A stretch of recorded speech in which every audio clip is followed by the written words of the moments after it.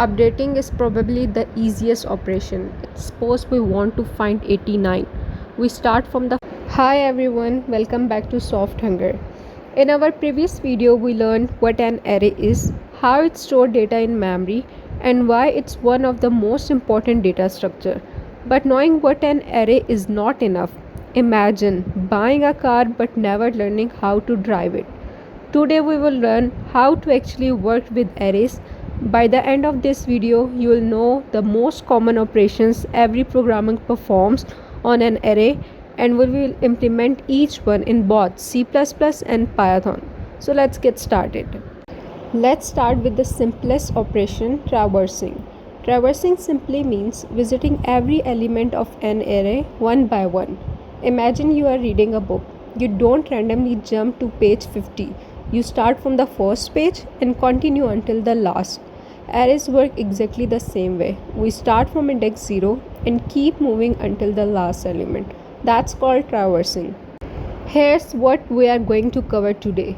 We will learn how to traverse an array, insert a new element, delete an element, search for a value, update an existing value, sort an array, reverse an array, and finally find the maximum and minimum values. Don't worry if some of these sound new. We will understand each concept first, then write the code together step by step. Let's start with the simplest operation, traversing. Traversing simply means visiting every element of an array one by one. Imagine you are reading a book. You don't randomly jump to page 50. You start from the first page and continue until the last. Arrays work exactly the same way. We start from index 0 and keep moving until the last element. That's called traversing. Okay, now let's see the code in both C++ and Python. Let's start from C++. In C++, we have an array, names it's R, A-R-R, and its size is 5. It's a total 5 element in it. And for both C++ and Python, we are using for loop. लेकिन जो for loop का syntax है वो C++ और Python का आपस में थोड़ा सा different है. तो let's do the dry run में अगर हम देखें तो हमें नज़र आ रहा है कि हमारे पास 5 एलिमेंट्स हैं और ये इंडेक्स स्टार्ट कहाँ से हो रहा है 0 से. जैसे ही हम 0 को प्रिंट करेंगे तो हमारे पास फर्स्ट वैल्यू जो है वो प्रिंट होकर आ जाएगी. इंडेक्स 1 पे जाएंगे तो 45, 2 पे जाएंगे तो 7, 3 पे 89 और 4 पे 23. तो इस तरह हमारे पास जो एरे में जितने भी एलिमेंट्स हैं वो सारे प्रिंट होके आ जाएंगे. सेम यही हमारे पास पाइथन में भी प्रोसीजर है, लेकिन इसका सिंटैक्स जो है वो C++ से थोड़ा डिफरेंट है. यहाँ पे हमारे पास फॉर लूप का ये सिंटैक्स है और पाइथन में ये. Now let's run this code in VS Code. Now let's insert a new value into the array. Suppose we want to insert 50 at index 2. At first glance it looks easy, but there's a problem. The position is already occupied. So where should the existing element go? Before inserting the new value, we first shift all the elements one position to the right. This creates an empty space exactly where we want to insert the new element. Once a space is available, we simply place the new value there. That's how insertion works. Now let's see this in C++. Notice that we start shifting from the last used element, not from the beginning. Why? Because if we start from the front, we will overwrite our existing data before we get a chance to move it. Starting from the end keeps every value safe. After shifting the elements, we insert the new value at the required position. Finally, we increase n because the array now contains one additional element. Let's execute the program. Deletion is basically the opposite of insertion. Suppose we want to remove the value at a certain position. As soon as we delete it, an empty gap appears. Arrays cannot have gaps between elements, so we shift every element after that position one step to the left. This removes the gap and keeps the array continuous. Now let's see the code. This time, instead of shifting to the right, we will shift everything to the left. Once the shifting is complete, we decrease the n value because the array now contains one fewer element. Let's test it. Sometimes we don't know where a value is stored. For example, suppose we want to find 89. We start from the first element and compare each value one by one. If the value matches, we return its index.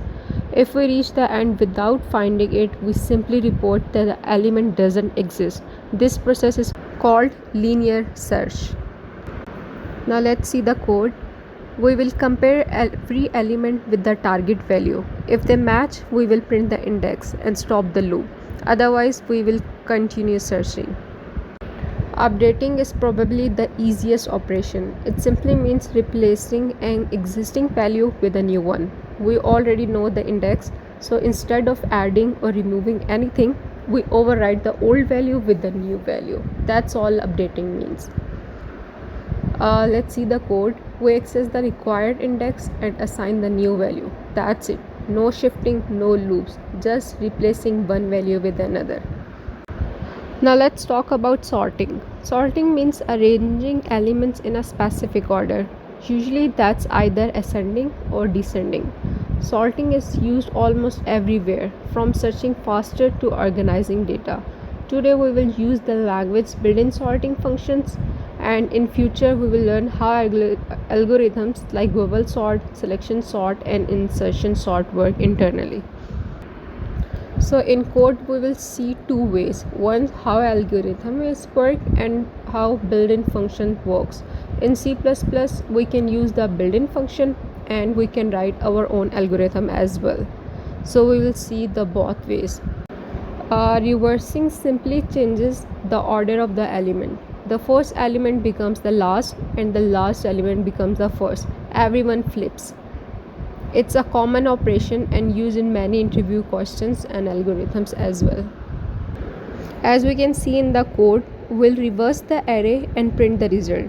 Then we will do the same thing in Python. As always, the logic stays the same, the syntax changes. Finally, let's find the largest and the smallest values in an array. We begin by assuming the first element is both the maximum and the minimum.